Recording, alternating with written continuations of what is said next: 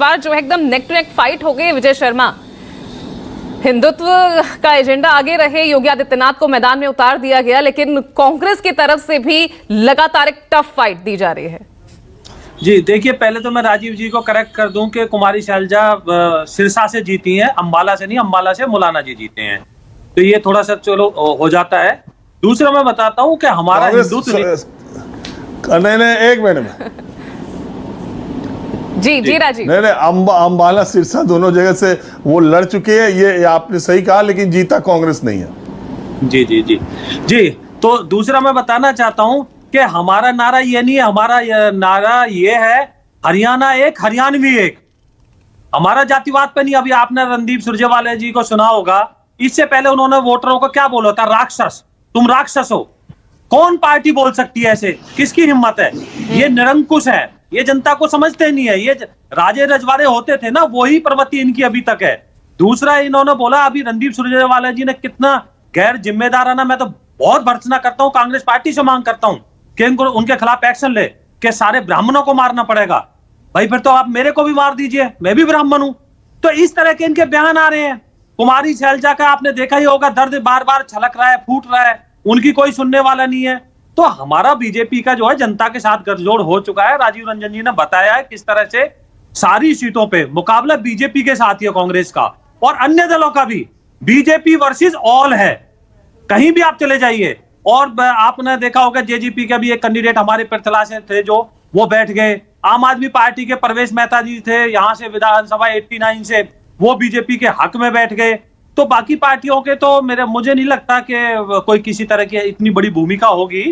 बाकी बीजेपी के साथ इनका सबका मुकाबला है। सारे लोग कह रहे हैं कि हमारा बीजेपी के साथ है। तो निश्चित तौर पे पूजा जी, हमारा ट्रैक रिकॉर्ड है ये। आप मध्य प्रदेश चले जाइए, आप उत्तराखंड चले जाइए, आप आसाम चले जाइए, गुजरात चले जाइए, आप दूसरे राज्यों में चले जाइए। जहां हम एक बार आ जाते हैं तो वहां हम इतना विकास कार्य करते हैं, लोगों के दिलों में राज करते हैं, सेवा करते हैं कि जनता हमें बार बार मौका देती है। तो 10 को बाद ऐसा रिकॉर्ड बनने जा रहा है कि हरियाणा में तीसरी बार बीजेपी की सरकार बनने जा रही है। तो लोकसभा चुनाव में वो मौका क्यों नहीं दिया? क्यों आपको बराबरी पर लाकर खड़ा कर दिया? पूजा जी, वो तो आपको पता है, मैं कई बार टीवी चैनल पे कह चुका कि इन्होंने वो किताब संविधान की लेकर झूठा नैरेटिव बनाने की कोशिश की थी कि बीजेपी आएगी तो संविधान बदल देगी। जबकि हमारे प्रधानमंत्री यशस्वी जो नरेंद्र मोदी जी हैं, उन्होंने कहा था कि बाबा साहब भी अब आ जाएं तो संविधान को कोई नहीं बदल सकता। लेकिन इन्होंने थोड़ा झूठा जो नैरेटिव चला है, वो काट की एक बार चढ़ती है, बार बार थोड़ी चढ़ती है। अब तो आपके सामने कैसे ये व्यवहार कर रहे हैं। दीपेंद्र जी ना एक बार नाम लेते हैं, ना उनके पिताश्री जो भूपेंद्र जी नाम लेते हैं, शैलजा जी हमारी कोई है, वो तो कहते हैं भूपेंद्र सिंह हुड्डा जी के नेतृत्व में।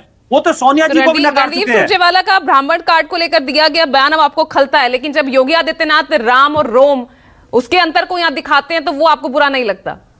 और बिल्कुल, राम हमारे रमे हुए हैं। राम रामेति रमो नमो। राम तो कन कन में बसे हुए हैं। रोम कहां बसा हुआ है? रोम तो इटली में है। तो कैसे तुलना कर सकते हैं हम एक बाहरी उसकी? बताओ आप मुझे। रोम से थोड़ी चलेगा, यहाँ राम राज्य से चलेगा। हर आदमी कल्पना कौन करता चला रहा है रोम राज्य? कौन चला रहा है यहाँ पर? नहीं, रोम राज्य चला रहे हैं वो समझ गए होंगे पूजा जी। ये तो सारा देश जानता है कि किस तरह से सांप्रदायिक बिल लाने की कोशिश की थी मनमोहन सरकार में। सारे देश को नहीं पता है क्या? तो सारे देश को नहीं पता है कि राजीव गांधी जी ने कहा था कि गिरजाघरों से सरकार चलेगी? ये तो सबको पता है, मुझे कहने की क्या जरूरत है? मैं क्यों टाइम वेस्ट करूं इस चीज में? तो मैं तो ये बताना चाहता हूं कि बीजेपी बहुत अच्छे से लड़ रही है। प्रियंका गुप्ता,